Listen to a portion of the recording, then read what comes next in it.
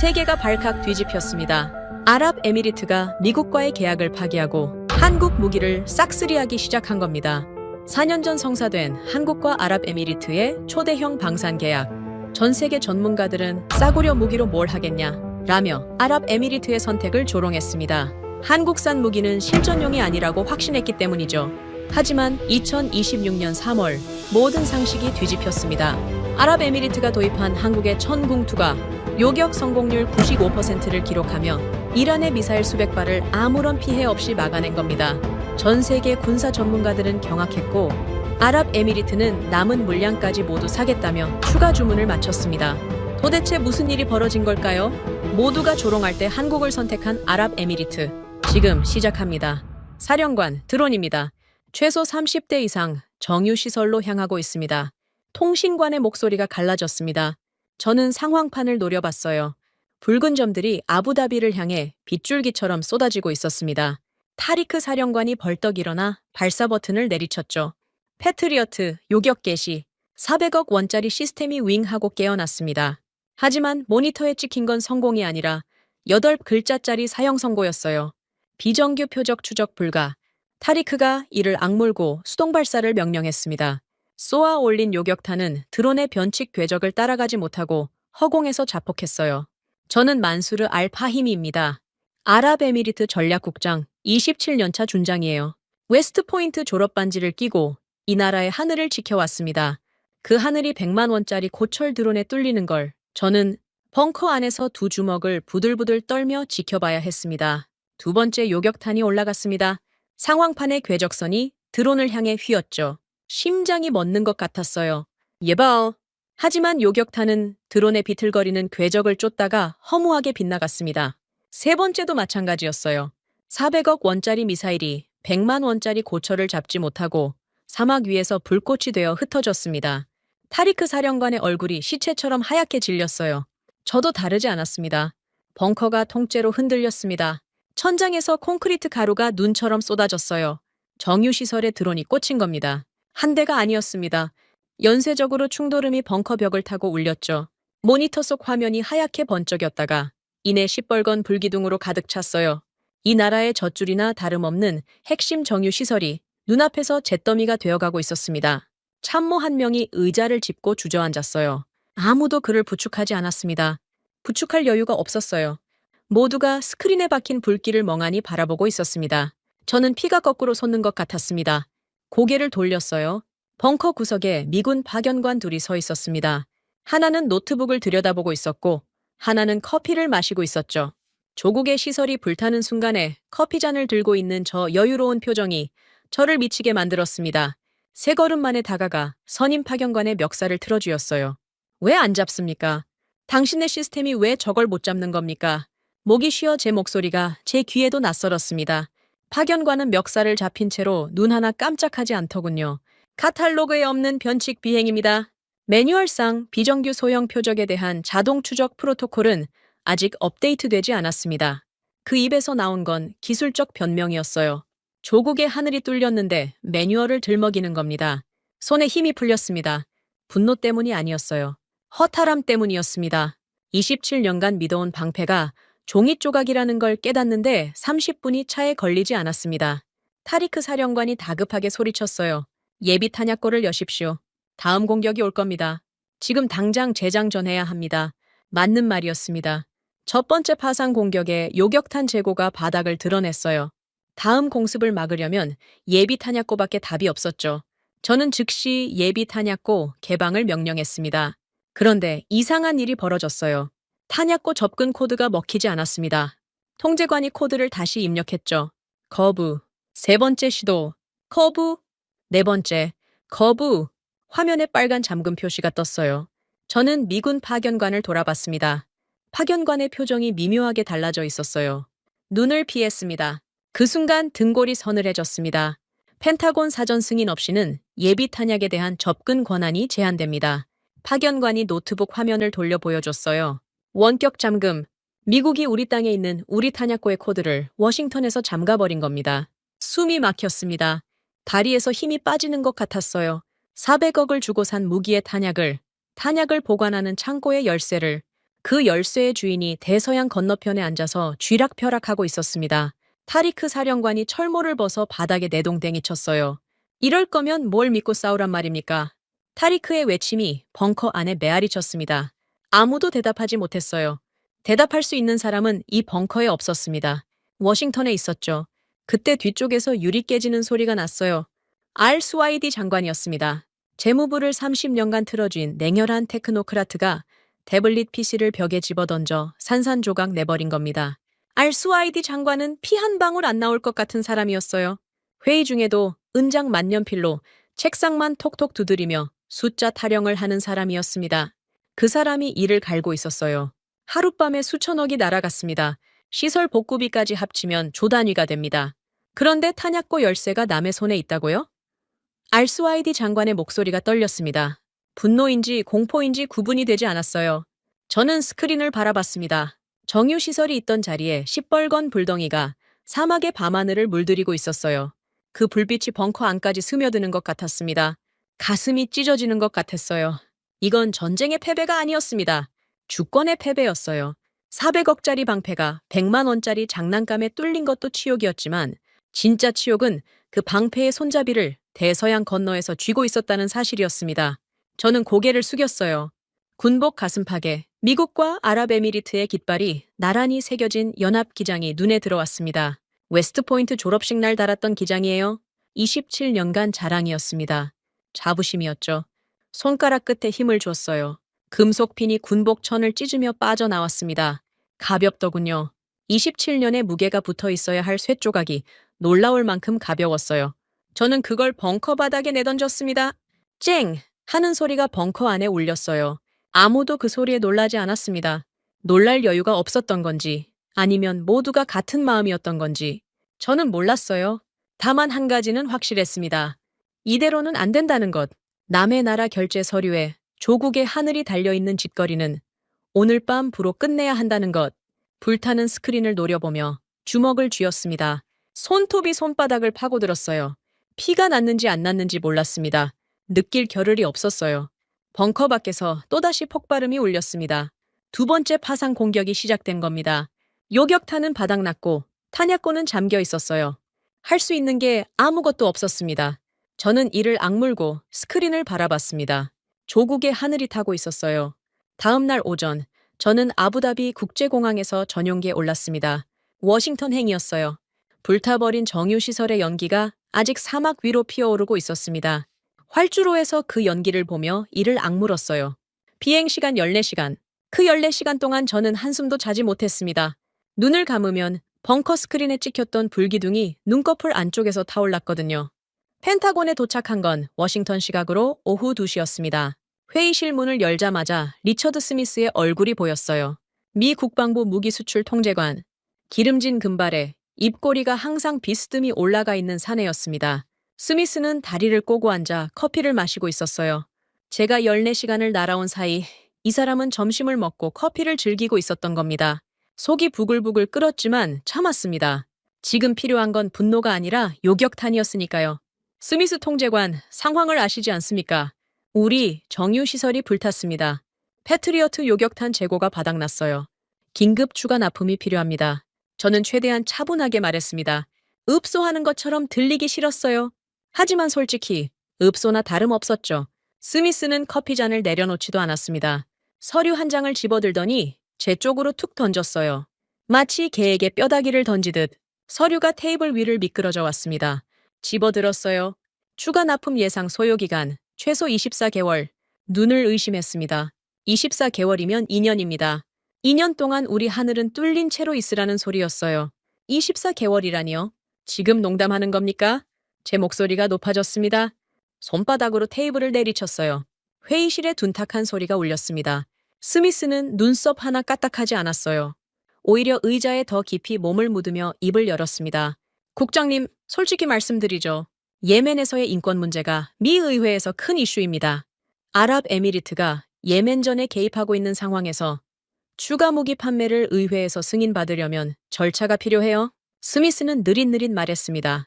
마치 초등학생에게 산수를 가르치듯 천천히요. 의회 통과를 원활하게 하려면 요격탄 단계 프리미엄 30%를 붙여야 합니다. 일종의 정치적 보험료라고 생각하시면 됩니다. 30%, 400억 원짜리 요격탄의 30%를 더 얹으라는 겁니다. 우리가 피를 흘리고 있는데 거기에 웃돈을 얹으라고요. 혈맹이라고 믿었던 나라가 하는 짓이 이겁니까? 관자놀이가 욱신거렸어요. 스미스의 입꼬리는 여전히 비스듬히 올라가 있었습니다. 그 표정이 말하고 있었어요. 싫으면 말든가. 어차피 당신들은 우리한테 올 수밖에 없다고. 저는 왼쪽 손목을 내려다봤습니다. 롤렉스 시계가 차가운 금속 광택을 내고 있었어요. 아버지에게 물려받은 시계였습니다. 버클을 풀었어요. 찰칵 소리가 났습니다. 시계를 스미스 앞에 던졌어요. 테이블 위에서 또르르 굴렀습니다. 24개월이면 이 시계 배터리가 닳기 전에 내 조국이 먼저 타버리겠군요. 저는 의자를 박차고 일어섰습니다. 스미스의 눈이 처음으로 커졌어요. 뭐라 말하려는 듯 입을 열었지만 저는 듣지 않았습니다. 회의실 문을 잡아당겼어요. 경첩이 비명을 질렀습니다. 복도로 나오자 다리가 후들거렸어요. 분노 때문이 아니었습니다. 공포 때문이었어요. 방금 세계 최강국의 국방부 관료에게 시계를 던지고 나왔습니다. 돌이킬 수 없는 일을 저지른 거였죠. 하지만 뒤돌아보지 않았어요. 14시간을 다시 날아 아부다비로 돌아왔습니다. 전용기에서 내리자마자 사막의 열기가 얼굴을 때렸어요. 워싱턴의 에어컨 바람이 아니라 섭씨 48도의 열풍이었습니다. 집무실 문을 열었어요. 그런데 이미 누군가가 앉아 있었습니다. 번지르르한 실크 넥타이에 과장된 미소를 지은 동양인 남자였어요. 워튼, 중국 방산 브로커라는 자였습니다. 제가 워싱턴에 가 있는 사이 기다렸다는 듯이 들어와 앉아 있었던 거예요. 비서관이 황급히 다가와 귀에 속삭였습니다. 알-수아이디 장관의 소개라고요? 눈앞이 캄캄해지는 것 같았어요. 워싱턴에서 굴욕을 당하고 돌아왔더니 사무실에 중국 장사꾼이 버티고 앉아 있다니. 우체는 제가 자리에 앉기도 전에 태블릿을 꺼냈습니다. 화면에 화려한 3차원 영상이 떠올랐어요. 중국제 방공 시스템의 시뮬레이션이라고 했습니다. 미사일이 하늘에서 폭죽처럼 터지는 장면이 현란하게 펼쳐졌죠. 마치 영화 예고편 같았어요. 알파히미 국장님, 미국이 24개월을 기다리라고 했다면서요? 우체니씩 웃었습니다. 정보가 빠른 자였어요. 제가 펜타곤에서 뭘 당했는지 이미 다 알고 있었습니다. 저희는 내일이라도 선적을 시작할 수 있습니다. 가격은 패트리어트의 반값이에요. 거기에 10년 무이자 대출까지 가능합니다. 우체는 태블릿 화면을 손가락으로 넘기며 숫자를 나열했어요. 하나하나가 달콤했습니다. 독이 든 사과처럼요. 문이 벌컥 열렸습니다. 알-수아이디 장관이었어요. 태블릿 PC를 새로 장만했더군요. 하룻밤 전에 벽에 집어 던져 박살낸 그 태블릿 말고 똑같은 최신형으로. 장관은 우첸 옆에 앉더니 제 쪽을 똑바로 바라봤습니다. 국장 숫자를 보십시오. 미국 가격의 반값에 즉시 납품입니다. 국방비를 절반으로 깎을 수 있어요. 가계약부터 먼저 진행합시다. 알-수아이디 장관의 눈이 번들거렸어요. 은장 만년필을 꺼내 계약서를 톡톡 두드리고 있었습니다. 저는 태블릿 화면을 다시 들여다봤습니다. 화려한 영상, 현란한 그래프, 달콤한 가격표. 그런데 한 가지가 없었어요. 실전 데이터였습니다.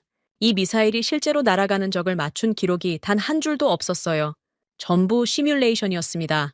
컴퓨터가 만들어낸 가상의 숫자들이었죠. 카탈로그는 두꺼웠지만 실전의 냄새는 한 줌도 배어 있지 않았어요. 우첸 씨, 이 시스템이 실제 전투에서 요격에 성공한 기록이 있습니까? 단도직입으로 물었습니다. 우첸의 손가락이 태블릿 위에서 멈췄어요. 미소가 찰나 굳었습니다. 금방 다시 웃었지만 저는 그 찰나를 놓치지 않았어요. 국장님, 저희 시스템은 최첨단 시뮬레이션으로 검증된 것입니다. 실전 데이터는 기밀사항이라 공개가 어렵습니다만 성능은 보장합니다. 기밀이라는 말로 포장한 답변이었지만 제 귀에는 없습니다로 들렸어요. 알-수아이디 장관이 제 팔을 잡았습니다. 국장, 지금 우리한테 선택지가 어디 있습니까? 미국은 24개월을 기다리라고 했고 하늘은 뚫려 있어요. 당장 막을 방패가 필요합니다. 장관의 말에도 일리가 있었어요. 수천억 원을 하룻밤에 날린 재무장관으로서는 한 푼이라도 아끼고 싶은 심정이었겠죠. 숫자만 보면 중국의 제안은 완벽했습니다. 하지만 저는 군인이었어요. 숫자가 아니라 전장을 보는 사람이었습니다. 카탈로그의 잉크가 아무리 화려해도 실전에서 적의 미사일을 쓰러뜨리지 못하면 휴지 조각보다 못한 겁니다. 어젯밤 벙커에서 봤지 않습니까? 카탈로그에 적힌 스펙이 얼마나 무의미한지. 패트리어트의 카탈로그도 완벽했어요. 그런데 100만 원짜리 드론 앞에서 무릎을 꿇었습니다. 서명은 보류하겠습니다. 저는 우첸의 태블릿을 밀어냈어요. 우첸의 미소가 사라졌습니다. 알스와이디 장관이 입술을 깨물었어요. 방 안의 공기가 차갑게 식었습니다. 그날 밤 집무실에 혼자 남았습니다. 책상 위에는 시커멓게 불탄 드론 쇠조각이 놓여 있었어요. 몇 달 전 예멘 반군이 날린 자폭 드론의 잔해였습니다. 훈장 대신 이걸 책상에 올려둔 이유가 있었어요. 잊지 않기 위해서였습니다. 손가락으로 쇠조각을 딱딱 튕겼어요. 탁한 금소금이 텅 빈 사무실에 울렸습니다. 혈맹이라 믿었던 제국은 목줄을 쥐고 흔들었고 틈을 파고든 장사꾼은 달콤한 독이 든 사과를 내밀었습니다. 창밖으로 아부다비의 야경이 보였어요. 그 불빛들이 내일도 켜져 있으리라는 보장이 없었습니다. 저는 쇳조각을 한 번 더 튕겼어요. 딱! 이 사막 위에 진짜 방패가 필요했습니다. 그로부터 사흘이 지났습니다. 사흘 동안 달라진 건 아무것도 없었어요. 하늘은 여전히 뚫려 있었고, 탄약고는 잠겨 있었고, 워싱턴은 전화를 받지 않았습니다. 알스와이디 장관은 하루에 3번씩 집무실로 찾아와 중국과의 가계약을 재촉했어요. 저는 매번 고개를 저었습니다. 장관의 얼굴이 올 때마다 더 험악해졌죠. 그날도 오전 회의가 끝나고 집무실로 돌아온 참이었습니다. 비서관이 급히 문을 열더니 고개를 갸웃거리며 보고했어요. 국장님, 한국에서 왔다는 사람이 로비에서 기다리고 있습니다. 약속은 잡혀 있지 않은데 2시간째 앉아 있습니다. 한국이라. 솔직히 관심이 없었습니다. 중동 방위 산업에서 한국이라는 이름은 들어본 적이 별로 없었어요. 미국, 러시아, 프랑스 기껏해야 이스라엘까지. 그게 이 시장의 전부였습니다. 아시아 변방 국가의 무기를 테이블에 올린다는 것 자체가 상상하기 어려운 일이었죠. 그런데 2시간이라는 말이 걸렸어요. 로비에서 2시간을 기다린다는 건 보통 배짱이 아니었습니다. 사막 한가운데의 군사시설 로비에서요. 들여보내라고 했습니다. 문이 열리고 들어온 사람은 예상과 달랐어요. 번지르르한 양복도 아니었고 화려한 브로슈어를 든 세일즈맨 차림도 아니었습니다. 넉넉한 체격에 구겨진 셔츠, 소매를 한번 접어 올린 차림이었어요. 손에는 낡은 서류 가방 하나를 들고 있었습니다. 그 서류 가방에 가죽이 달아서 속살이 보일 지경이었죠. 얼굴에는 사람 좋은 웃음이 걸려 있었지만 눈은 웃고 있지 않았어요. 날카로웠습니다. 최민환입니다. LINX1 글로벌 사업본부장이에요. 한국어 억양이 섞인 영어였습니다. 악수를 청하며 제 손을 잡았는데 손바닥이 거칠었어요. 사무실에만 앉아있는 사람의 손이 아니었습니다. 마침 그 자리에 타리크 사령관도 있었습니다. 타리크는 최 본부장을 위아래로 훑어보더니 코웃음을 쳤어요. 한국이 무기를 만든다고? 타리크의 입에서 나온 첫 마디가 그거였습니다. 레이벤 선글라스를 이마 위로 밀어 올리며 가슴에 주렁주렁 달린 미군 연합작전 기장을 과시하듯 내보였죠. 최 본부장이 낡은 서류 가방에서 꺼낸 브로슈어를 테이블에 펼치자 타리크는 그걸 집어들지도 않았습니다. 손등으로 밀어 쓰레기통 쪽으로 떨어뜨렸어요. 벤츠를 타던 사람한테 아시아제 조립식 자전거를 권하는 격 아닙니까? 아랍의 수치입니다. 타리크의 목소리에는 경멸이 가득했어요. 저는 초의 본부장의 반응을 살폈습니다. 화를 내려나 싶었어요. 어떤 무기 세일즈맨이든 저 정도 모욕을 당하면 얼굴이 붉어지기 마련이니까요. 그런데 이상한 일이 벌어졌습니다. 최 본부장은 웃었어요. 진짜로 허허하고 웃었습니다. 당황한 건 오히려 타리크 쪽이었죠. 무시를 당하고도 웃는 사람은 둘 중 하나입니다. 바보이거나 무서운 사람이거나. 최 본부장은 쓰레기통으로 떨어진 브로슈어를 줍지 않았어요. 대신 서류 가방에서 다른 서류를 꺼냈습니다. 얇은 종이 한 묶음이었어요. 제 앞에 정중히 내려놓았습니다. 첫 페이지에 적힌 숫자가 눈에 꽂혔어요. 패트리어트 대비 가격 3분의 1. 저는 눈을 깜빡였습니다. 3분의 1이라고요. 페이지를 넘겼어요. 요격 확률, 추적 범위, 반응 속도, 모든 항목에서 패트리어트를 상회하는 수치가 빼곡하게 적혀 있었습니다. 고개를 들어 초의 본부장을 봤어요. 여전히 웃고 있었습니다. 타리크가 서류를 낚아챘어요. 숫자를 훑어보더니 콧방귀를 뀌었습니다. 종이 위에 숫자야 누가 못 쓰겠습니까? 중동 사막에서의 실전 경험이 있습니까? 섭씨 50대서 모래 폭풍 속에서 이 시스템이 돌아간다는 증거를 대보시오. 타리크는 서류를 테이블 위에 툭 내던졌어요. 자신만만한 표정이었습니다. 실전 경험이라는 카드를 꺼내면 아시아 무기상 따위는 꼼짝 못할 거라고 확신하는 얼굴이었죠. 최 본부장이 서류 가방에서 또 다른 묶음을 꺼냈습니다. 이번에는 두꺼웠어요. 타리크 사령관 앞에 쿵 하고 내려놓았습니다. 사막은 아직 아닙니다. 하지만 영하 30도의 혹한에서 영상 40도의 폭염에서 태풍급 돌풍 속에서 실사격을 마친 로그 데이터입니다. 한 발도 빠짐없이 기록되어 있어요. 최 본부장의 목소리는 여전히 부드러웠지만 어조가 달라져 있었습니다. 웃음기가 빠져 있었어요. 데이터를 말할 때 이 사람은 웃지 않았습니다.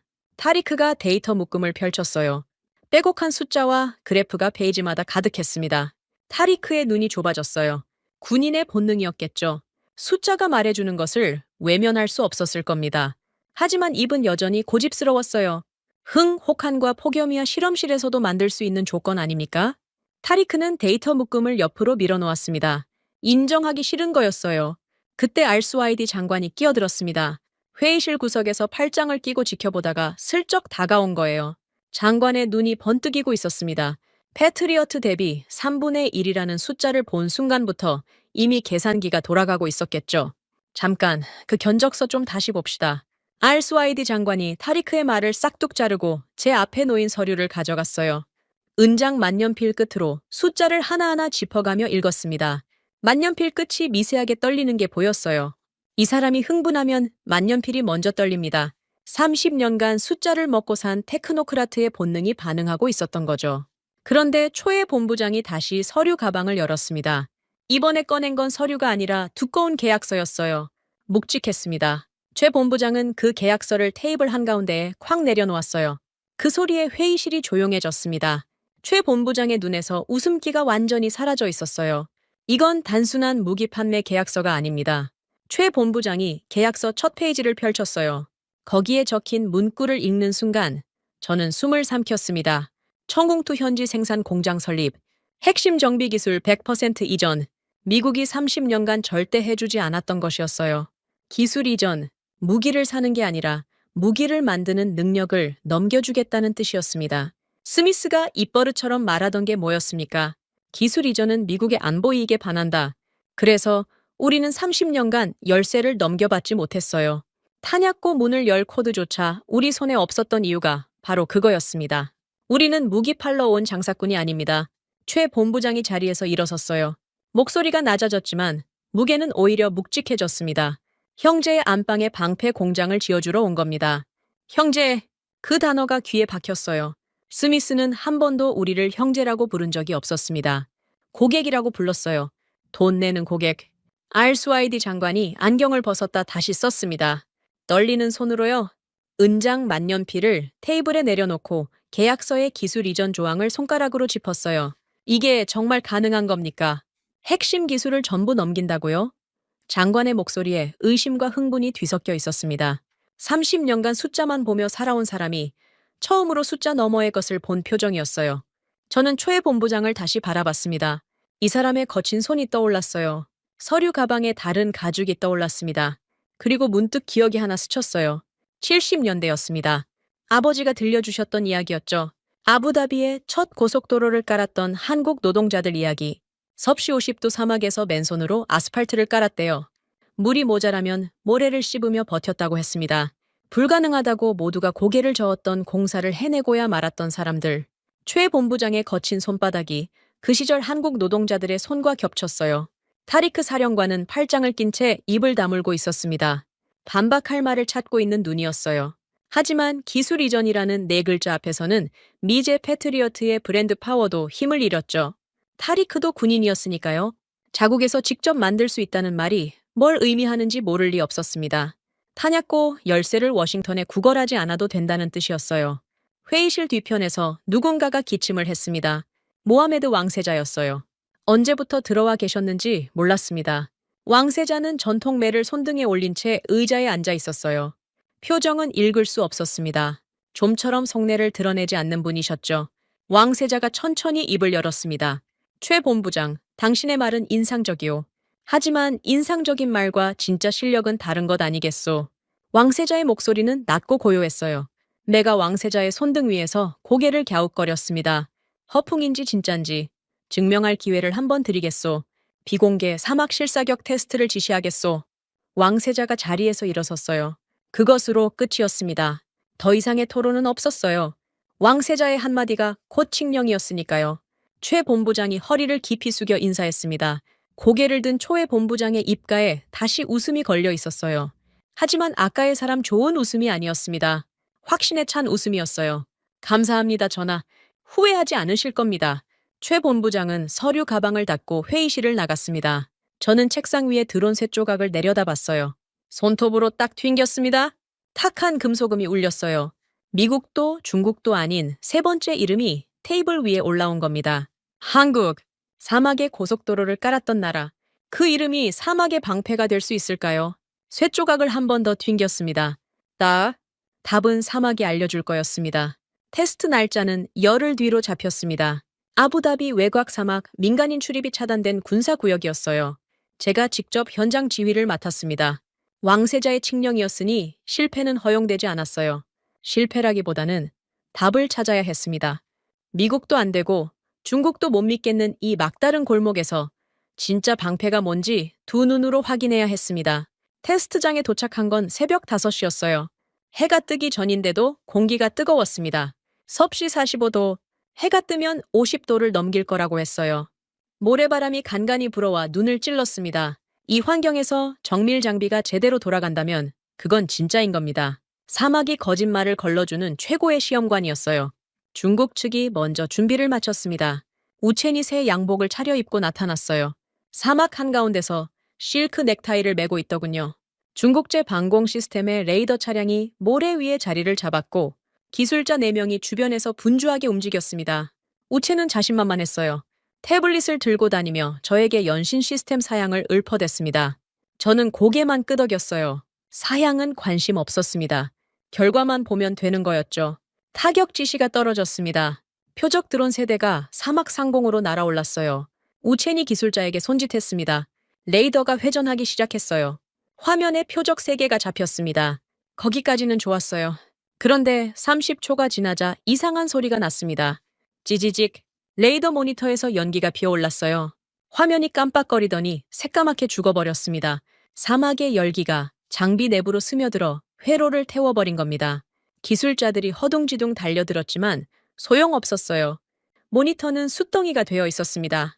우첸의 얼굴에서 핏기가 사라졌어요. 실크 넥타이 매듭을 잡아당기며 식은땀을 훔쳤습니다.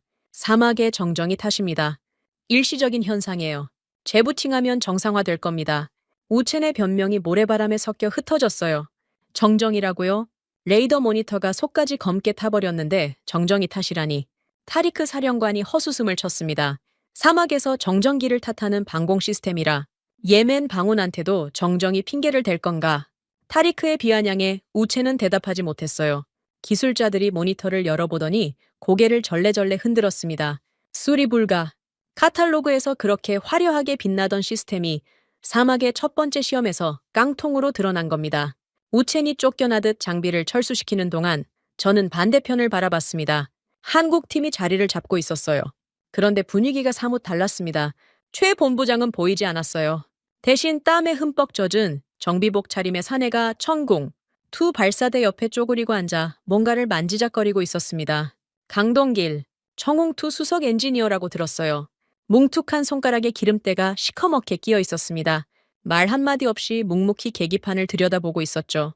강동길이 시스템 가동 스위치를 올렸습니다. 청홍투의 레이더가 조용히 돌아갔어요.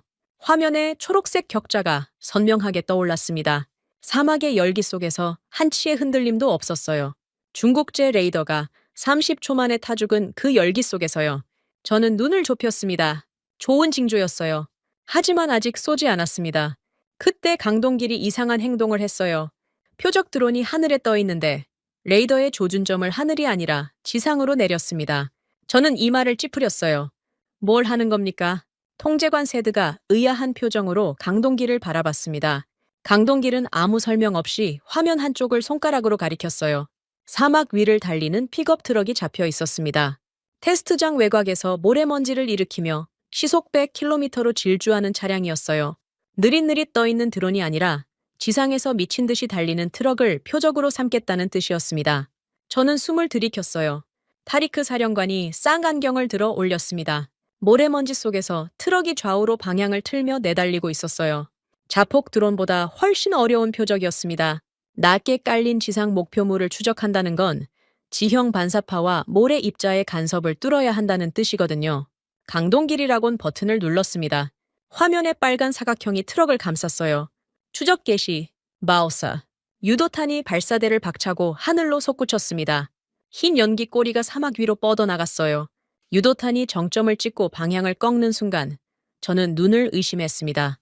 물리 법칙을 무시하는 것 같은 궤적이었어요. 거의 수직에 가까운 각도에서 급격하게 곡선을 그리며 지상을 향해 내리꽂혔습니다. 마치 매가 사냥감을 낚아채듯이요. 모래먼지 속에서 달리던 트럭이 섬광에 집어삼켜졌어요. 폭음이 사막을 갈랐습니다. 트럭이 있던 자리에는 검은 영이 기둥만 솟아올랐어요. 흔적이 없었습니다. 찢어 발긴 거였죠. 세드 통제관이 요격 로그를 확인했어요. 손이 떨리고 있었습니다. 추정률 100%, 오차영. 세드의 목소리가 갈라졌어요. 들고 있던 커피잔이 손에서 미끄러져 모래 위에 떨어졌습니다. 커피가 모래에 스며드는 걸 세드는 쳐다보지도 않았어요. 저도 못 봤습니다. 시선을 뗄 수가 없었거든요. 트럭이 있던 자리에서 피어오르는 검은 연기에서요. 타리크 사령관을 돌아봤습니다. 타리크는 쌍안경을 내려놓지 못하고 있었어요. 아니, 내려놓은 건데 손이 허공에 멈춰 있었습니다. 입이 살짝 벌어져 있었어요. 쥐고 있던 무정이가 천천히 손에서 미끄러져 모래 위에 툭 떨어졌습니다. 타리크는 그걸 줍지 않았어요. 군인의 본능이 방금 눈앞에서 벌어진 것을 인정하고 있었습니다. 레이벤 선글라스 너머의 눈에 경악이 서려 있었어요. 그날 실사격은 그것으로 끝났습니다. 하지만 끝이 아니었어요. 진짜 미친 일은 해가 진 뒤에 벌어졌습니다. 밤 9시쯤 테스트장 옆 임시 천막을 지나가다 불빛이 새어나오는 걸 봤어요. 에어컨은커녕 선풍기도 없는 천막이었습니다. 사막의 밤 기온이 40도 아래로 내려가지 않는 곳이에요. 천막 안에서 납땜 냄새가 흘러나왔습니다. 안을 들여다봤어요. 강동길이 바닥에 앉아 있었습니다. 회로판을 무릎 위에 올려놓고 납땜인두를 쥐고 있었어요. 콧구멍 양쪽에서 피가 흘러내리고 있었습니다. 쌍코피였어요. 사막의 고열과 건조한 공기 때문이었겠죠. 그런데 코피를 닦지도 않았어요. 소매로 한번 훔치고는 다시 납땜에 집중했습니다. 옆에는 한국인 기술자 2명이 더 있었어요. 한 명은 노트북에 코드를 두드리고 있었고 한 명은 레이더 유닛의 뚜껑을 열어놓고 내부를 들여다보고 있었습니다. 셋 다 말이 없었어요. 오직 납땜인두의 지글거리는 소리와 키보드 타건음만 천막 안을 채우고 있었습니다. 다음 날 새벽 강동길이 저를 찾아왔어요. 눈이 충혈되어 있었습니다. 밤새 한숨도 못 잔 게 분명했어요. 정비복에는 납땜 자국과 코피 얼룩이 뒤섞여 있었습니다. 강동길은 말주변이 없는 사람이었어요. 장황한 설명 대신 태블릿 화면 하나를 제 앞에 내밀었습니다. 레이더 탐지 거리를 현장에서 20km 확장했다는 데이터였어요. 20km. 고개를 들어 강동길을 봤습니다. 어젯밤에 한 겁니까? 강동길이 고개를 끄덕였어요. 에어컨도 없는 섭씨 50도의 천막에서 쌍코피를 흘리며 밤새 회로판을 뜯어 고쳐서 넓은 사막 지형에 맞게 레이더 탐지 범위를 즉석에서 늘려버린 겁니다. 카탈로그에 없는 개조였어요. 매뉴얼에도 없는 작업이었습니다. 오직 이 사막에서, 이 환경에서 필요하다고 판단했기 때문에 해낸 거였어요. 저는 강동길의 손을 내려다봤습니다. 뭉툭한 손가락마다 기름때와 납땜 화상 자국이 뒤엉켜 있었어요. 스미스의 매끈한 손이 떠올랐습니다. 서류를 툭 던지던 그 깨끗한 손, 우체내 태블릿을 넘기던 매끄러운 손가락. 그 손들과 지금 제 앞에 있는 이 거칠고 갈라진 손이 겹쳤어요. 저는 강동길의 손을 두 손으로 잡았습니다. 꽉 쥐었어요. 기름때가 제 손바닥에 묻었습니다. 상관없었어요. 이 손이 어젯밤 사막의 열기 속에서 코피를 흘려가며 만들어낸 20km가 스미스가 던진 24개월짜리 통보서보다 우첸이 펼쳐 보인 화려한 홀로그램보다 무거웠습니다. 강동길은 어색하게 웃었어요. 말은 하지 않았습니다. 말이 필요 없었어요. 사막이 답을 알려줬습니다. 사막 테스트가 끝나고 닷새가 지났습니다. 그 닷새 동안 저는 잠을 제대로 자본 적이 없었어요. 강동길의 기름때 묻은 손을 잡았던 그 순간부터 머릿속에서 하나의 결론이 굳어지고 있었거든요. 청홍투를 도입해야 한다. 하지만 그 결론을 입 밖에 꺼내는 건 전혀 다른 문제였습니다. 미국의 패트리어트를 버리고 한국의 천궁을 선택한다는 건 30년간 쌓아올린 미국과의 군사동맹에 균열을 내겠다는 뜻이었으니까요. 그런데 미국 쪽에서 먼저 판을 뒤집어 버렸습니다. 그날 아침 최고사령부 회의실에 참모진이 모였어요. 정기안보 회의였습니다. 자리에 앉자마자 비서관이 급히 들어와 봉투 하나를 건넸어요. 미 국방부 공식 인장이 찍혀 있었습니다. 발신인은 리처드 스미스. 봉투를 뜯는 순간 손끝에서 불길한 예감이 전해졌어요. 공문의 내용은 단 세 문장이었습니다. 아랍에미리트가 미국 이외의 국가에서 전략급 방공 체계를 도입할 경우 기존에 공급된 F-16 전투기의 부품 공급과 정비 지원을 전면 중단한다. 이는 미국의 안보 이익과 기술 보호 정책에 근거한 결정이다. 재고를 촉구한다. 세 문장, 고작 세 문장으로 우리 공군의 숨통을 틀어주겠다는 겁니다. 회의실이 얼어붙었어요. 공문을 돌려 읽는 참모들의 얼굴이 하나둘 굳어갔습니다. 타리크 사령관이 가장 먼저 벌떡 일어났어요. 얼굴이 시뻘갰습니다. 이건 자살 행위입니다. F-16 부품이 끊기면 우리 공군은 석 달 안에 마비됩니다. 전투기가 활주로에 박혀서 녹슬게 생겼단 말입니다. 타리크가 공문을 테이블 위에 내려쳤어요. 종이가 찢어질 뻔했습니다. 한국 업체를 당장 돌려보내고 워싱턴에 사절단을 파견합시다. 지금이라도 사과하면 늦지 않았습니다. 사과. 그 단어가 제 귀에 꽂혔어요. 뭘 사과한다는 겁니까? 우리 하늘이 뚫렸는데 탄약고를 잠가버린 건 미국이었습니다. 24개월을 기다리라며 서류를 던진 것도 미국이었어요. 30% 웃돈을 얹으라고 조롱한 것도요. 그런데 우리가 다른 방패를 알아본다고 협박을 합니까? 부품 공급을 끊겠다고요. 혈맹의 이름으로 목줄을 죄는 겁니다. 저는 아무 말 없이 자리에서 일어났어요. 책상 위에 올려둔 물건을 집었습니다. 시커멓게 불탄 예멘 드론 쇠 조각이었어요. 회의실 한가운데 테이블 위로 강하게 던졌습니다. 쨍 하는 금속음이 울렸어요. 참모들이 움찔했습니다. 이걸 보십시오. 저는 쇠 조각을 손가락으로 가리켰어요. 100만 원짜리 드론의 잔해입니다. 이게 우리 정유시설을 불태웠어요. 400억짜리 패트리어트가 못 막았습니다. 그런데 지금 미국이 뭘 하고 있습니까? 우리가 대안을 찾으니까 전투기 부품을 끊겠다고 협박합니다. 목소리가 높아지는 걸 느꼈어요. 억누르지 않았습니다. 이게 바로 증거입니다. 미국이 원하면 우리 공군은 언제든 고철이 됩니다. 부품 공급을 끊겠다는 이 공문 자체가 우리에게 기술 주권이 왜 필요한지를 증명하고 있어요. 타리크가 입을 열려 했지만 알스와이디 장관이 먼저 끼어들었습니다. 장관은 태블릿을 꺼내 스크린을 회의실 대형 모니터에 연결했어요. 화면에 숫자가 떴습니다. 청웅2 현지 생산 공장이 가동되면 발생할 경제 효과였어요. 조 단위의 수치가 줄줄이 나열되어 있었습니다. 현지 공장이 세워지면 직접 고용만 4,000명입니다. 협력 업체까지 포함하면 10,000명이 넘어요. 부품 국산 화율이 올라갈수록 우리가 미국에 지불하던 정비 비용이 사라집니다. 장관의 은장 만년필이 화면을 가리키며 숫자를 짚어나갔어요.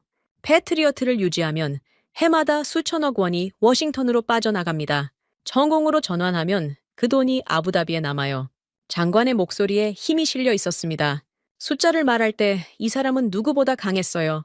타리크가 반박하려 입을 열었지만 스크린 위의 숫자들이 입을 틀어막았습니다.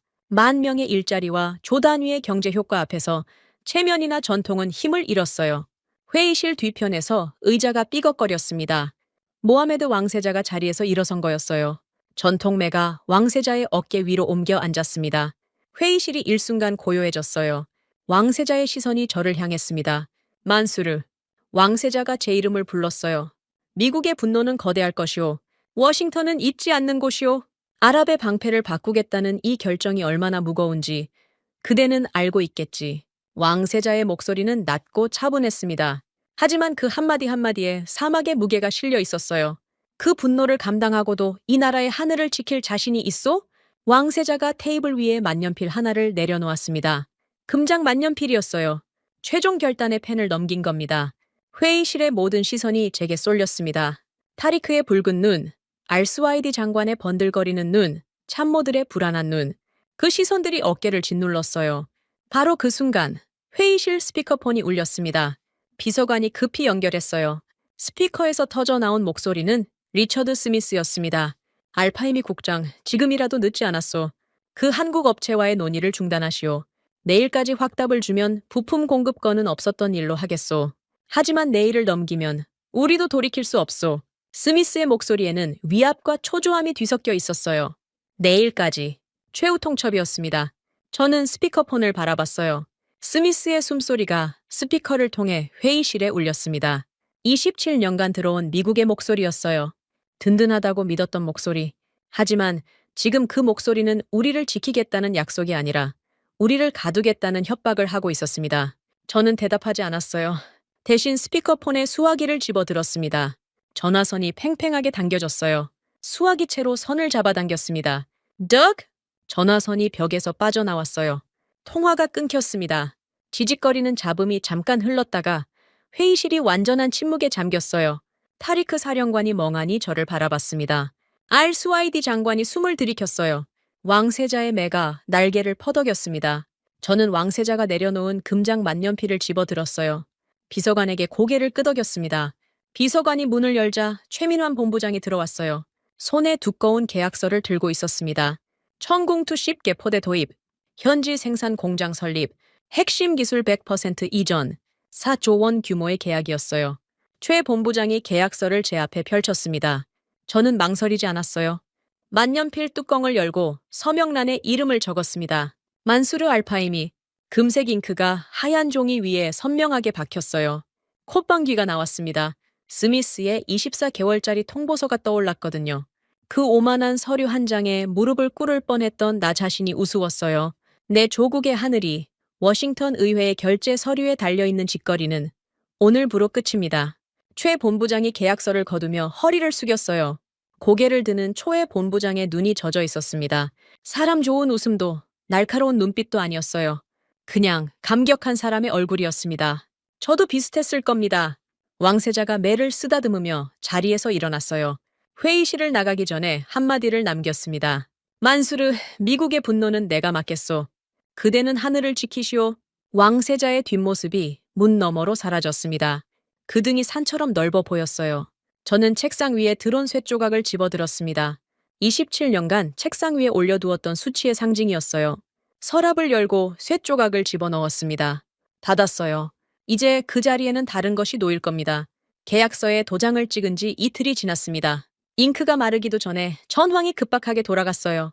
이란 쪽 국경에서 미사일 이동식 발사대가 포착되었다는 정보가 올라왔습니다. 후티 방언의 드론 따위가 아니었어요. 이란 혁명 수비대가 직접 움직이고 있었습니다. 탄도미사일이었어요. 드론과는 차원이 다른 위협이었습니다. 시간이 없었어요. 청웅투가 종이 위의 계약서가 아니라 사막 위의 방패가 되어야 했습니다. 지금 당장요. 저는 최민환 본부장에게 전화를 걸었어요. 새벽 3시였습니다. 한국 시각으로는 오전이었겠죠. 최 본부장은 한 번 만에 받았어요. 잠든 목소리가 아니었습니다. 기다리고 있었던 것처럼 또렷했어요. 상황을 설명했습니다. 최 본부장은 잠시 침묵했어요. 그리고 한마디를 했습니다. 국장님, 우리가 하겠습니다. 그게 전부였어요. 어떻게 하겠다. 언제까지 하겠다. 그런 말은 없었습니다. 그냥 하겠다고 했어요. 전화를 끊고 나서도 그 한마디가 귀에 맴돌았습니다. 사흘 뒤 믿기 어려운 소식이 날아왔어요. 한국 본사에서 생산 라인을 24시간 풀가동에 돌입했다는 겁니다. 주말 반납은 기본이었고 야간 교대조까지 3중으로 편성했다고 했어요.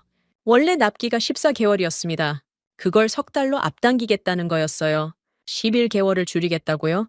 미친 짓이었습니다. 알스와이디 장관이 보고를 받고 안경을 벗었어요. 석 달이라고요? 그게 물리적으로 가능한 겁니까? 장관의 의심은 당연했습니다. 군수 장비의 납기를 11개월이나 앞당긴다는 건 일반적인 방산 상식으로는 불가능한 일이었거든요. 그런데 한국 사람들은 불가능이라는 단어를 모르는 것 같았습니다. 정확히 석 달 뒤 대형 군용 수송기 세대가 아부다비 군사기지 활주로에 내려앉았어요. 수송기 화물칸이 열리는 순간 저는 활주로에 서 있었습니다. 사막의 열기가 얼굴을 때렸지만 느끼지 못했어요. 화물칸 안에 가지런히 고정된 청공투 발사대와 레이더 장비가 아부다비의 햇살을 받아 번뜩였습니다. 진짜였어요. 종이 위의 숫자가 아니라 철과 회로와 화약으로 이루어진 진짜 방패가 눈앞에 있었습니다. 쉴 틈이 없었어요. 수송기가 착륙한 그 시각부터 전개가 시작되었습니다. 사막 외곽의 핵심 방어 거점 4곳에 천궁포대를 배치해야 했어요. 강동길 수석이 첫 번째 트럭에 올라탔습니다. 정비복 차림이었어요. 에어컨이 나오는 지휘 차량이 아니라 짐칸이 개방된 군용 트럭이었습니다. 한국 엔지니어 12명이 뒤따랐어요. 하나같이 땀에 젖은 작업복 차림이었습니다. 양복을 입고 온 사람은 아무도 없었어요. 첫 번째 거점은 아부다비 북동쪽 사막 한가운데였습니다. 모래뿐이었어요. 레이더를 세우려면 기반부터 닦아야 했습니다. 포크레인이나 중장비가 도착하려면 이틀은 걸렸어요. 강동길이 트럭에서 내리더니 짐칸에서 삽을 꺼냈습니다. 사비오, 수석 엔지니어가 삽을 들었어요. 한국 기술자들이 하나둘 삽을 집어 들었습니다. 모래를 파기 시작했어요. 섭씨 50도의 한낮에 맨손으로 삽질을 하고 있었습니다. 현지 군인들이 멍하니 바라봤어요. 아랍 문화에서 장교급 기술자가 직접 삽을 드는 건 상상하기 어려운 일이었거든요. 우리 군에서도 마찬가지였습니다. 그런데 한국 수석 엔지니어가 모래를 퍼내고 있었어요. 코피가 또 터졌습니다. 강동길은 소매로 한번 훔치고 삽질을 계속했어요. 옆에 서 있던 현지 병사 하나가 총을 내려놓고 삽을 집어 들었습니다. 아무 말 없이 강동길 옆에서 모래를 파기 시작했어요. 한 명이 더 합류했습니다. 또 한 명이요. 하나둘 총 대신 삽을 든 아랍 병사들이 한국 기술자들 사이에 섞여들었어요. 그때 이 핫산이 나섰습니다. 한국인 아버지와 아랍인 어머니 사이에서 태어난 혼혈 코디네이터였어요. 까무잡잡한 얼굴에 한국식 억양이 묻어나는 아랍어를 썼습니다. 핫산은 아랍 병사들과 한국 기술자들 사이를 오가며 통역을 하다가 불쑥 이런 말을 꺼냈어요. 형님들, 40년 전에도 이랬습니다. 아랍 병사들이 고개를 돌렸어요. 70년대에 한국 노동자들이 아부다비에 왔어요. 고속도로를 깔았습니다. 섭씨 50대에서 아스팔트를 녹이고 물이 없으면 모래를 씹으며 버텼어요. 불가능하다고 모두가 고개를 저었지만 그 사람들이 해냈습니다. 여러분이 달리는 그 도로가 그때 깔린 겁니다. 아랍 병사들의 눈빛이 달라졌어요. 나이든 부사관 하나가 고개를 끄덕였습니다. 내 아버지가 그 이야기를 해줬소. 한국인들이 우리 도로를 깔았다고. 그 한마디가 팽팽하던 공기를 풀었어요. 언어가 달랐고 피부색이 달랐지만 모래 위에서 삽을 든 사람들 사이에 보이지 않는 끈이 연결되었습니다. 핫산이 웃으며 말했어요. 우리 한국인들은 안 되면 되게 하는 병이 있습니다. 40년 전에도 그랬고 지금도 마찬가지예요. 아랍 병사들 사이에서 웃음이 터졌습니다. 강동길도 들었는지 고개를 살짝 들었어요. 표정은 여전히 무뚝뚝했지만 입꼬리가 아주 미세하게 올라간 것 같았습니다. 레이더 기반이 닦이고 발사대가 자리를 잡았어요. 하지만 진짜 난관은 그 다음이었습니다. 기존에 깔려있던 미제 패트리어트 방공망과 청공2를 하나의 네트워크로 연동해야 했어요. 미국은 애당초 자국 시스템과 다른 나라 장비가 연동되는 걸 원치 않았습니다. 방공망 데이터에 폐쇄적 암호 장벽을 걸어놓았어요. 쉽게 말하면 미국이 문을 잠그고 열쇠를 가져간 겁니다. 스미스가 부품 공급을 끊겠다고 협박했을 때 이미 예상했던 일이었어요. 물리적 부품만 끊는 게 아니라 데이터까지 막아버린 겁니다. 한국 개발자 3명이 이 문제에 달라붙었습니다. 강동길의 팀이었어요. 노트북 세대를 펼쳐놓고 미제 방공망의 데이터 구조를 분석하기 시작했습니다. 밤을 새웠어요. 이틀을 새웠습니다. 셋째 날 새벽 개발자 중 한 명이 벌떡 일어나더니 강동길에게 뭔가를 보여줬어요. 강동길의 눈이 커졌습니다. 저는 그 옆에 있었어요. 화면에 무슨 코드가 떠 있었는데 제가 알아볼 수 있는 건 아니었습니다. 다만 강동길의 표정이 말해줬어요. 찾았다는 표정이었습니다. 한국팀이 자체 제작한 인터페이스를 끼워 넣자 패트리어트의 레이더 데이터가 청공2의 통제 화면으로 흘러들어왔어요. 미국이 잠가놓은 문을 열쇠 없이 뚫어낸 겁니다. 세드 통제관에게 시스템을 넘겼습니다. 한국팀은 운용 매뉴얼을 아랍어로 번역해서 준비해 놓고 있었어요. 언제 번역한 건지 물었더니 핫산이 웃으며 대답했습니다. 수송기 안에서 했습니다. 14시간 비행이 아깝잖아요. 14시간 비행하는 동안 매뉴얼을 번역하고 있었다는 겁니다. 세드와 현지 레이더병들에게 핵심 보안 코드부터 운용 노하우까지 전부 넘겼어요. 숨기는 게 없었습니다. 미국은 30년간 보안을 핑계로 코드 한 줄 안 보여줬는데 한국은 첫날부터 전부 열어 보였습니다. 타리크 사령관이 직접 천공 통제소에 앉았어요. 저도 옆에 섰습니다. 화면에 패트리어트 레이더가 잡은 데이터와 천공2 레이더가 잡은 데이터가 하나의 화면으로 합쳐져 나타났어요. 녹색 격자 위에 아부다비 전역의 영공이 한눈에 펼쳐졌습니다. 미제 시스템과 한국제 시스템이 완벽하게 하나로 통합되어 숨쉬고 있었어요. 타리크가 화면을 한참 들여다봤습니다. 아무 말이 없었어요. 고개를 천천히 끄덕였습니다. 레이벤 선글라스 너머로 무슨 감정이 스치는 게 보였지만 저는 묻지 않았어요. 군인은 인정할 때 말이 아니라 고개로 말합니다. 한 달이 걸렸습니다. 핵심 거점 4곳에 천공포대 배치가 완료되었어요. 마지막 거점의 시스템 점검이 끝난 날, 강동길이 통제소 앞에 서 있었습니다. 정비복은 땀과 모래와 기름으로 원래 색을 알아볼 수 없었어요. 강동길이 스위치 앞에 손을 올렸습니다. 훈련 모드에서 실전 자동 교전 모드로 전환하는 스위치였어요. 저를 돌아봤습니다. 고개를 끄덕였어요. 강동길이 스위치를 올렸습니다. 철칵! 화면 곳곳에 초록색 불빛이 켜졌어요. 연동 완료. 자동 교전 대기. 아부다비의 하늘이 처음으로 우리 손안에 들어온 순간이었습니다. 그 초록색 불빛을 바라보며 숨을 내쉬었어요.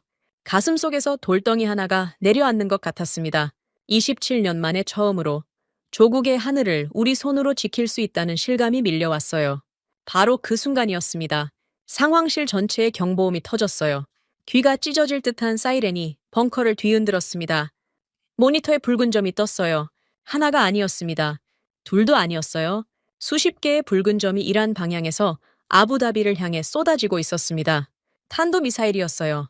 강동길이 스위치를 올린 지 30초도 차에 되지 않았습니다. 초록색 불빛이 켜진 바로 그 순간, 사막의 밤하늘이 불화살로 뒤덮이기 시작한 겁니다. 3월 4일 밤 11시 47분. 이 시각을 저는 평생 잊지 못할 겁니다. 경보음이 벙커를 갈라놓았어요. 모니터 위에 붉은 점들이 쏟아졌습니다. 한두 발이 아니었어요. 10발, 20발, 30발. 숫자가 실시간으로 불어났습니다. 이란 서부에서 발사된 탄도미사일이 아부다비를 향해 포물선을 그리며 날아오고 있었어요. 후티 방운에 조잡한 드론과는 차원이 달랐습니다. 속도도 파괴력도 그리고 공포도요. 세드 통제관이 외쳤어요. 탄도미사일 32발 탐지. 예상 착탄 시간 7분. 7분. 목숨이 7분 뒤에 결정된다는 뜻이었습니다. 벙커 안에 공기가 얼어붙었어요. 참모들의 얼굴이 모니터의 붉은 빛에 물들어 있었습니다. 누군가의 이가 딱딱 부딪히는 소리가 들렸어요. 제 이였는지도 모릅니다. 그런데 이상한 일이 벌어졌어요. 청홍투 시스템이 사람보다 먼저 반응했습니다. 경보가 울리고 3초 만에 자동 교전 시스템이 스스로 깨어났어요. 모니터 위에 붉은 점 하나하나에 초록색 추적선이 달라붙기 시작했습니다. 인간의 손이 버튼을 누르기도 전에 시스템이 32개의 표적을 자동으로 분배하고 요격 순서를 계산해버린 겁니다. 세드 통제관이 화면을 보며 멍하니 중얼거렸어요. 이건 사람 속도가 아닙니다. 맞는 말이었어요. 인간의 반사 신경으로는 불가능한 속도였습니다. 마우스. 첫 번째 천국 유도탄이 사막을 박차고 하늘로 솟구쳤어요. 곧이어 두 번째, 세 번째, 연쇄적으로 유도탄이 발사대를 떠났습니다. 사막 위로 흰 연기 꼬리가 부채처럼 펼쳐졌어요. 굉음이 벙커 벽을 타고 울렸습니다. 바닥이 진동했어요. 하지만 몇 주 전 드론 공습 때의 진동과는 달랐습니다. 그때는 맞는 쪽의 진동이었어요. 지금은 쏘는 쪽의 진동이었습니다. 저는 스크린에서 눈을 뗄 수가 없었어요. 초록색 추적선이 붉은 점을 향해 뻗어나갔습니다. 첫 번째 교차점, 섬광이 터졌어요. 모니터 위에 붉은 점 하나가 사라졌습니다. 요격 성공. 두 번째 교차점, 또 섬광, 붉은 점이 사라졌어요. 세 번째, 네 번째, 다섯 번째. 연쇄적으로 붉은 점들이 지워져 나갔습니다. 벙커 밖에서는 어떤 광경이 펼쳐지고 있었을까요? 나중에 전해 들었습니다. 아부다비의 밤하늘에서 거대한 섬광들이 불꽃놀이처럼 터졌다고요. 하지만 불꽃놀이가 아니었어요. 수천만 명의 목숨을 노리고 날아오던 탄도미사일이 허공에서 먼지가 되어 산화하는 장면이었습니다. 하늘 전체가 하얗게 번쩍였다가 다시 어둠에 잠기고 또 번쩍이고 또 잠기고 그 섬광의 리듬이 사막 위에 새로운 별자리를 찍고 있었어요. 세드 통제관이 숫자를 세고 있었습니다. 요격 성공 14, 15, 16. 목소리가 점점 커졌어요. 20발, 21, 22. 손가락이 화면을 짚어가며 숫자를 확인했습니다. 벙커 안의 참모들이 하나둘 자리에서 일어섰어요. 모니터를 향해 한 걸음씩 다가갔습니다. 붉은 점들이 하나씩 사라질 때마다 누군가가 숨을 들이켰어요. 마치 기도하듯이요. 29번째 섬광이 터졌을 때 저는 다리에 힘이 풀리는 걸 느꼈습니다. 30번째, 31번째. 모니터 위에 붉은 점이 거의 남아있지 않았어요. 마지막 붉은 점 하나가 추적선에 잡혔습니다. 초록색 선이 붉은 점을 향해 뻗어나갔어요. 교차, 섬광, 소멸, 끝이었습니다. 세드 통제관이 화면을 2번 확인했어요. 3번 확인했습니다. 그리고 떨리는 목소리로 보고했어요. 요격률 90% 이상, 아군 피해 제로, 벙커가 터질 것 같았습니다. 참모들 사이에서 환호성이 터져 나왔어요. 누군가가 알라후 아크바르를 외쳤습니다. 다른 누군가는 의자를 붙잡고 주저앉았어요. 32발의 탄도미사일이 쏟아졌는데 90% 이상을 갈아 마셨습니다. 단 한 명의 아군 피해도 없이요. 타리크 사령관을 봤어요. 이 사람이 웃을 줄 아는 사람이었던가 싶었습니다. 뼛속까지 친미 파인 타리크가 평생 지켜온 체면도 잊은 채의 군모를 벗어 허공에 던졌어요. 됐다. 됐어? 타리크의 입에서 터져 나온 말은 그게 전부였습니다. 장교의 품위도, 사령관의 위엄도, 미제 무기에 대한 집착도, 그 모든 것이 밤하늘의 섬광과 함께 벗겨져 나갔어요. 군인의 본능이 결과를 받아들인 겁니다. 제가 지금까지 본 타리크 중에 가장 솔직한 모습이었어요. 그때 벙커 한쪽에서 전화벨이 울렸습니다. VIP석에 앉아있던 사내가 수화기를 낚아챘어요. 칼리드, 사우디아라비아 국방무관이었습니다. 만수르의 오랜 직위였고 이번 실전 상황을 참관하러 아부다비에 와 있었어요. 칼리드는 요격의 전 과정을 VIP석에서 지켜봤습니다. 두 눈으로요. 칼리드가 수화기를 든 게 아니라 수화기를 잡아챈 거였어요. 상대는 리야드 직통 전화였습니다. 전화! 제가 직접 봤습니다. 칼리드의 목소리가 갈라졌어요. 벅차서 갈라진 겁니다. 32발이 쏟아졌습니다. 아부다비 밤하늘이 새까매질 정도였어요. 그런데 천공이 다 잡았습니다. 전부요? 아군 피해가 제로입니다. 제로요? 칼리드는 숨을 몰아쉬었어요. 전하, 미국 사드 놈들 당장 돌려보내십시오. 한국에 줄 서야 합니다. 칼리드의 외침이 벙커 안에 울렸어요. 참모들이 칼리드를 돌아봤습니다. 칼리드는 아랑곳하지 않았어요. 수화기를 두 손으로 움켜쥔 채 리야드에 대고 계속 보고했습니다. 전화가 끝나기도 전에 두 번째 소식이 날아들었어요. 사우디 국방부가 움직였습니다. 10년을 질질 끌어오던 미제 사드 도입 협상을 일방적으로 엎어버렸다는 겁니다. 칼리드의 전화 한 통이 도미노의 첫 번째 핀을 쓰러뜨린 거였어요. 아부다비의 밤하늘에서 터진 섬광이 리야드까지 뻗어나간 겁니다. 세 번째 소식은 더 충격적이었어요. 벙커에 통신 장비가 울렸습니다. 미 국방부였어요? 리처드 스미스. 그 이름이 화면에 떴을 때 저는 피식 웃음이 나왔습니다. 전화를 받았어요. 스미스의 목소리가 들렸습니다. 며칠 전 최후 통첩을 보내며 윽박 지르던 그 목소리가 아니었어요. 기침을 하고 있었습니다. 에헴. 말을 꺼내기 전에 헛기침을 3번이나 했어요. 알파히미 국장, F-16 부품건은 재검토 중이요. 오해가 있었소. 우리는 여전히 아랍에미리트를 소중한 파트너로 생각하고 있소. 소중한 파트너. 열흘 전에는 부품을 끊겠다고 협박하더니 이제 와서 소중한 파트너라고요. 거만한 미소를 지으며 서류를 던지던 그 얼굴이 떠올랐습니다. 롤렉스 시계를 테이블 위에 던졌을 때 처음으로 커졌던 그 눈이요. 저는 시계를 봤어요. 통화 시간 10초. 충분했습니다. 스미스 통제관, 좋은 밤 되시오. 전화를 끊었어요. 10초. 24개월짜리 통보서를 던졌던 사내에게 줄 수 있는 시간은 10초면 충분했습니다. 전화를 끊자마자 최민환 본부장을 불렀어요. 최 본부장은 벙커 뒤편에서 한국팀과 함께 시스템 로그를 점검하고 있었습니다. 눈이 충혈되어 있었어요. 밤새 모니터를 지켜본 게 분명했습니다. 최 본부장이 다가오자 저는 고개를 끄덕였어요. 추가 요격탄 조기 납품을 정식으로 요청하겠습니다. 본국에 타전해 주십시오. 최 본부장이 허리를 숙여 인사했습니다. 고개를 들었을 때 초의 본부장의 눈가가 젖어 있었어요. 울먹이는 건 아니었습니다. 그냥 눈물이 고여 있었어요. 말없이 돌아서서 한국팀에게 걸어갔습니다. 그날 밤은 끝나지 않았어요. 사우디의 정웅 계약 타진 소식에 이어 이라크 국방부에서 공식 발표가 떴습니다. 청웅2 8개 포대 도입, 규모 3조 원, 전 세계에 공식 발표한 겁니다. 사우디에 이어 이라크까지. 도미노가 연쇄적으로 쓰러지고 있었어요. 새벽 4시쯤이었을 겁니다. 벙커 안이 조금 조용해진 틈에 모니터를 바라봤어요. 아부다비 전역의 영공이 초록색 격자 위에 깨끗하게 펼쳐져 있었습니다. 붉은 점은 하나도 없었어요. 그 초록빛 화면 한가운데 전공2 시스템의 상태 표시가 빛나고 있었습니다. 정상 가동 중 4글자가 그렇게 아름다울 수 있다는 걸 그날 밤 처음 알았어요. 동쪽 하늘이 미세하게 밝아지고 있었습니다. 3월 5일에 아침이 오고 있었어요. 밤새 불화살이 쏟아지던 아부다비의 하늘이 먼동이 트면서 맑게 개어가고 있었습니다. 폭격의 연기가 사막바람에 흩어지고 그 자리를 새벽빛이 채워넣고 있었어요. 저는 벙커의 출입구 쪽으로 걸어갔습니다. 철문 틈새로 새벽 공기가 스며들었어요. 차갑지 않았습니다. 사막의 새벽은 언제나 미지근하죠. 하지만 그날의 공기는 달랐어요. 화약 냄새가 섞여 있었지만 그 안에 뭔가 다른 것이 있었습니다. 이긴 자의 공기였어요. 3월 5일 오전 8시. 밤새 한숨도 자지 못한 눈으로 집무실에 앉아 있었습니다. 책상 위에 보고서가 쌓여 있었어요. 밤사이 세계가 뒤집어진 흔적들이었습니다. 첫 번째 보고서를 펼쳤어요. 우첸의 중국 방산업체에 관한 건이었습니다. 사막 실사격에서 레이더가 숫덩이로 변한 그 깡통 말입니다. 아부다비 실사격 실패 영상이 어디선가 유출되었어요. 중동 방산 시장 전체에 퍼졌습니다.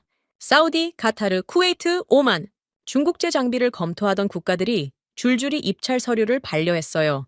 거기서 끝이 아니었습니다. 아랍에미리트 방위사업청이 사기 혐의로 우첸의 업체를 중동 전역 입찰, 영구 박탈 대상에 올렸어요. 태블릿에 화려한 홀로그램을 띄우며 미국 반값을 외치던 그 사내가 야반 도주하듯 아부다비를 빠져나갔다는 후속 보고가 붙어 있었습니다. 번지르르한 실크 넥타이를 맨 채로 새벽 비행기를 탔다더군요. 사막의 정정이 탓이라던 그 변명이 떠올랐어요. 코웃음이 나왔습니다. 두 번째 보고서가 더 통쾌했어요. 리처드 스미스, 미 국방부 무기수출 통제관. 다리를 꼬고 앉아 서류를 툭 던지던 그 사내. 24개월을 기다리라며 커피를 마시던 그 얼굴. 경질되었습니다. 워싱턴 펜타곤에서 불명예 경질이요. 이유는 명확했어요. 스미스의 강압적인 무기수출 통제 정책이 중동 동맹국들의 이탈을 불러왔다는 게 미 의회의 판단이었습니다. 아랍에미리트에 이어 사우디가 사드를 엎었고 이라크가 한국행을 선언했어요. 30년간 미국이 독점하던 중동 방공시장에 구멍이 뚫린 겁니다. 그 구멍을 만든 원흉으로 스미스가 지목되었어요. 서류를 던지던 그 깨끗한 손으로 자기 사표를 써야 했을 겁니다. 롤렉스 시계가 떠올랐어요. 아버지 시계를 그 앞에 던졌던 날이 24개월이면 시계 배터리가 닳기 전에 조국이 먼저 타버린다고 했었죠. 결국 시계 배터리보다 스미스의 자리가 먼저 닳아버렸습니다. 보고서를 덮었어요. 창밖을 바라봤습니다. 아부다비의 하늘이 맑았어요. 밤새 탄도미사일이 쏟아지던 그 하늘이 3월 5일의 아침 햇살에 씻기듯 깨끗하게 개어 있었습니다.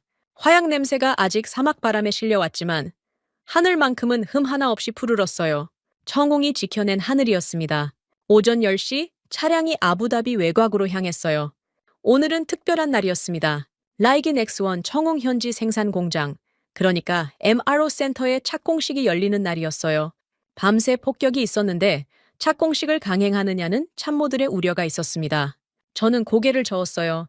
오히려 지금이 적기였습니다. 어젯밤 천공이 증명한 것을 세상에 보여줄 가장 완벽한 타이밍이었어요. 착공식장에 도착했을 때 눈이 휘둥그레졌습니다. 예상했던 것보다 규모가 컸어요. 사막 한가운데 거대한 부지가 닦여 있었고 중장비들이 줄지어 서 있었습니다. 임시 단상 위에 아랍에미리트 국기와 태극기가 나란히 펄럭이고 있었어요. 바람에 두 깃발이 서로 몸을 부딪히며 펄럭이는 모습이 괜히 가슴을 뭉클하게 만들었습니다. 단상 아래에 사람들이 모여 있었어요. 한쪽에는 아랍에미리트 군 장성들과 정부 관계자들이 서 있었고 반대편에는 한국 측 대표단이 자리하고 있었습니다. 최민환 본부장이 보였어요. 오늘은 양복을 입고 있었습니다. 하지만 넥타이는 살짝 비뚤어져 있었어요. 그 옆에 강동길 수석이 서 있었습니다. 놀랍게도 정비복이 아니라 셔츠를 입고 있었어요. 다만 손은 여전했습니다. 기름때가 완전히 빠지지 않은 거친 손이 어색하게 바지 옆에 붙어 있었어요. 그런데 정말 놀라운 장면은 따로 있었습니다. 강동길 옆에 아랍인 기술자들이 서 있었어요. 서너시 아니었습니다. 10명이 넘었어요. 지난 한 달간 강동길 팀과 함께 모래를 파고 레이더 기반을 닫고 납땜을 하고 케이블을 연결하며 밤을 지새운 현지 엔지니어들이었습니다. 한국인과 아랍인이 뒤섞여 서 있었는데 누가 어느 나라 사람인지 구분이 안 될 정도였어요. 다들 햇볕에 그을려 있었고 다들 손이 거칠었고 다들 같은 표정을 짓고 있었습니다. 자부심이요? 알-스와이디 장관이 단상 옆에서 모하메드 왕세자를 기다리고 있었어요. 장관의 손에 태블릿 대신 두꺼운 보고서가 들려 있었습니다. 왕세자가 도착하자 장관이 즉시 보고서를 펼쳤어요. 전하, 어젯밤 실전 결과를 반영한 최종 결산입니다. 장관의 은장 만년필이 숫자를 짚어나갔습니다. 패트리어트 대비 요격 단가가 절반 이하로 떨어졌습니다. 현지 공장이 본격 가동되면 추가로 30%가 절감됩니다. 현지 고용 인원은 초기 4,000명에서 5년 내 10,000명까지 증가할 것으로 전망됩니다. 장관의 목소리에 떨림이 없었어요. 오히려 단단했습니다. 숫자가 자기 편이 되었을 때 이 사람은 누구보다 강해지는 사람이었죠. 왕세자가 보고서를 받아들며 고개를 끄덕였습니다. 축포가 터졌어요. 착공식이 시작되었습니다. 하지만 의전 순서 따위는 눈에 들어오지 않았어요.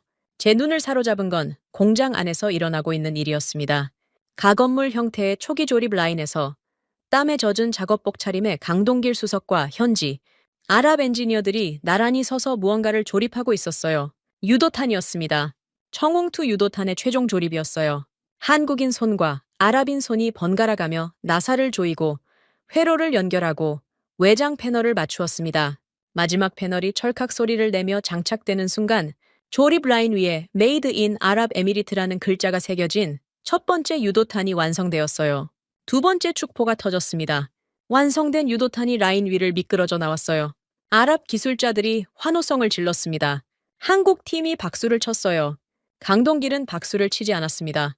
대신 완성된 유도탄의 외장을 손바닥으로 한번 쓸었어요. 기름때 묻은 손이 유도탄의 매끈한 표면 위를 지나갔습니다. 그게 이 사람의 박수였어요. 옆에 서 있던 아랍 엔지니어가 강동길의 어깨를 툭 쳤습니다. 강동길이 어색하게 웃었어요. 그 웃음이 유도탄보다 더 눈부셨습니다. 그때 예상하지 못한 일이 벌어졌어요. 타리크 사령관이 단상 아래로 내려왔습니다. 가슴에 달려있던 미군 연합작전 기장들이 아침 햇살에 반짝였어요. 하지만 오늘 타리크의 발걸음은 미군 쪽이 아니라 한국 대표단 쪽을 향하고 있었습니다. 참모들이 의아한 표정으로 바라봤어요. 타리크가 한국군 대표와 기술진 앞에 멈춰 섰습니다. 잠시 정적이 흘렀어요. 레이벤 선글라스를 벗었습니다. 처음 봤어요. 타리크가 선글라스를 벗는 걸. 그 아래 드러난 눈이 붉었습니다. 밤을 새운 탓인지 다른 이유인지는 모르겠어요. 타리크가 자세를 바로잡았습니다. 양발 뒤꿈치를 딱 붙이고 등을 곧게 펴고 오른손을 관자놀이 옆으로 올렸어요. 거수경례였습니다. 뼛속까지 미제가 아니면 고철이라고 믿었던 사내가 벤츠 타던 사람이 아시아제 자전거를 탈 수 없다고 콧방귀를 뀌던 사내가 한국팀의 브로슈어를 쓰레기통에 처박았던 그 사내가 한국군과 기술진 앞에 서서 더할 나위 없이 깍듯한 경례를 올리고 있었습니다. 팔이 미세하게 떨리고 있었어요. 한국 측 군 대표가 답례 경례를 했습니다. 두 사람의 거수 경례가 사막의 아침 햇살 아래에서 교차했어요. 브로슈어를 쓰레기통에 던졌던 그 손이 지금은 경례를 올리고 있었습니다. 사막이 사람을 바꿔놓은 거였어요. 오전 11시 제가 연단에 올랐습니다. 단상 아래 사우디 특사와 이라크 특사가 나란히 앉아 있었어요. 칼리드가 사우디 특사 옆에서 고개를 끄덕여 보였습니다. 아침 햇살이 사막 위를 가득 채우고 있었어요. 밤새 미사일이 쏟아지던 그 하늘이 지금은 한 점 구름 없이 맑았습니다. 마이크를 잡았어요. 손이 떨리지 않았습니다. 27년 군 생활에서 처음이었어요. 어떤 회의에서도, 어떤 전장에서도, 어떤 협상장에서도 손이 떨렸었습니다. 하지만 오늘은 아니었어요. 입을 열었습니다. 우리는 단지 철로 만든 무기를 산 것이 아닙니다. 목소리가 사막 위로 퍼져나갔어요. 단상 아래의 얼굴들이 저를 올려다봤습니다. 아랍의 장성들, 한국의 기술자들, 사우디의 특사, 이라크의 사절. 우리는 어떠한 강대국 앞에서도 고개 숙이지 않을 우리의 완벽한 주권을 쟁취했습니다. 함성이 터졌어요. 단상 아래에서, 조립 라인 앞에서, 중장비 사이에서 태극기와 아랍에미리트 국기가 바람에 나란히 펄럭였습니다. 저는 마이크를 내려놓고 하늘을 올려다봤어요. 밤새 불화살을 갈아 마신 아부다비의 하늘이 3월 5일의 태양 아래에서 찬란하게 빛나고 있었습니다. 그 하늘의 주인이 바뀌었어요. 더 이상 워싱턴의 결제 도장이 필요한 하늘이 아니었습니다. 우리의 하늘이었어요. 지금까지 대한민국의 감동을 전하는 감동윤아였습니다. 대한민국의 기적 같은 이야기 다음에 또 들려드리겠습니다. 선배님들, 좋은 하루 되세요.